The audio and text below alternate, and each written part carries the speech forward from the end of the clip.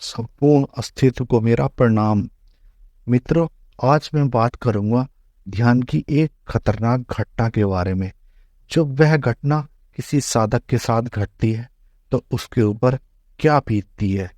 दोस्तों, वैसे तो ध्यान के अनंत रहस्य हैं जो परत दर परत खुलते चले जाते हैं, लेकिन ध्यान साधना के दौरान जब एक कठिन परिस्थिति आती है जिसमें साधक न स्वयं का होता है न परमात्मा का होता है, वह बड़ी दयनीय स्थिति होती है। अब उस स्थिति में जिसके पास गुरु है वह तो संभल जाता है, लेकिन जिसके पास गुरु नहीं है वह क्या करे। उसके लिए तो मरने जैसा ही हो गया है। मित्रों, बड़ा आनंद आता है ध्यान की अवस्था में, क्योंकि ध्यान नाम ही आनंद का है। लेकिन ध्यान शुरू करते हैं तो आनंद आता है। जैसे जैसे ध्यान का अभ्यास सघन करते चले जाते हैं, ध्यान को अपने जीवन में बढ़ाते चले जा लेते हैं, वैसे ही ध्यान के द्वारा हमारे भीतर जो विषाद पैदा होता है, वो विषाद क्या होता है।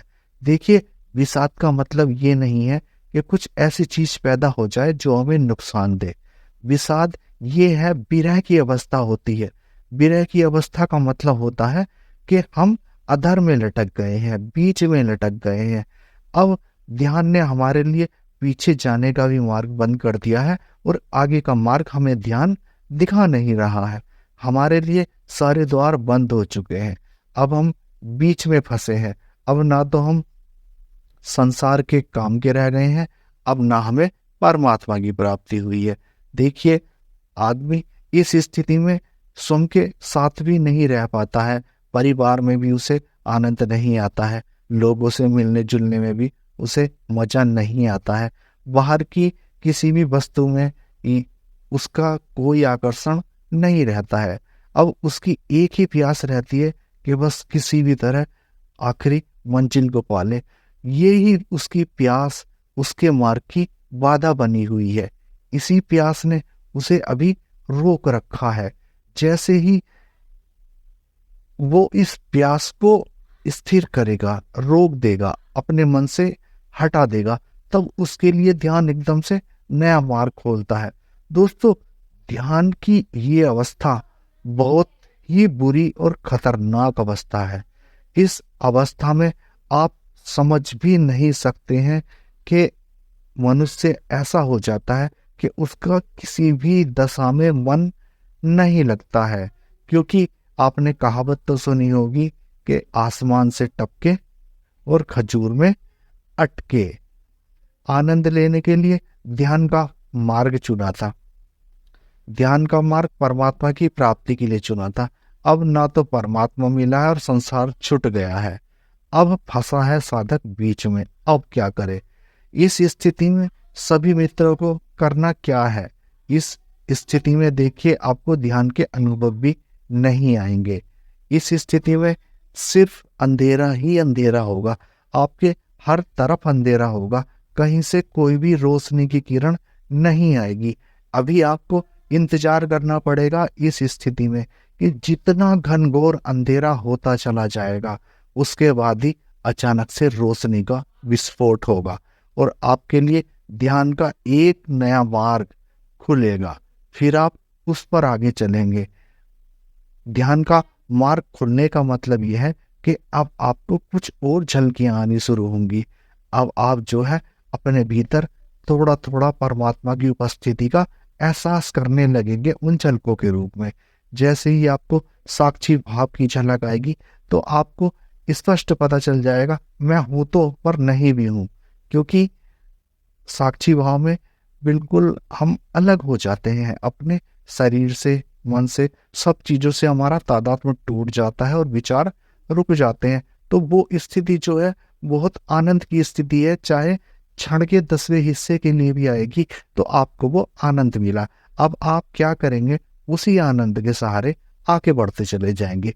या आपको ध्यान करते हुए कुछ ऐसी झलकें मिल जाएंगी जिसमें आप आनंद में सरोबोर हो जाएंगे। मेरे कहने का उद्देश्य ये है कि आपके लिए ध्यान का एक नया मार्ग खुल जाएगा। अब आप उस पे बढ़ना शुरू होंगे।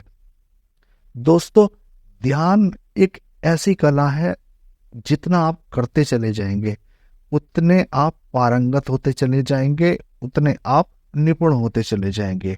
अगर आप ऐसा सोचते हैं कि आप थोड़ा बहुत ध्यान करें या बिना ध्यान करें, तो आपके लिए मार्ग खुलना थोड़ा मुश्किल काम है।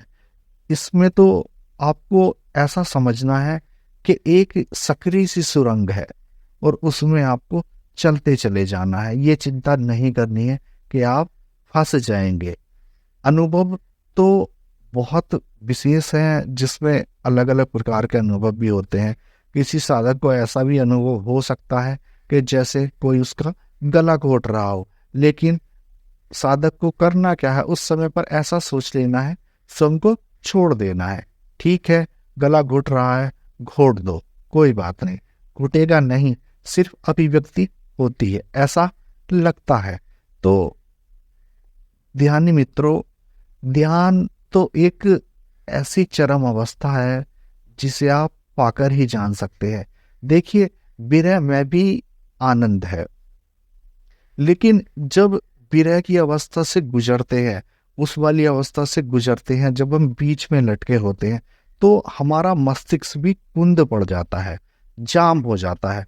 हम ये भी नहीं सोच पाते हैं कि हम क्या कर रहे हैं और हमें क्या करना चाहिए। कहीं कोई मार्ग ही नजर नहीं आता है।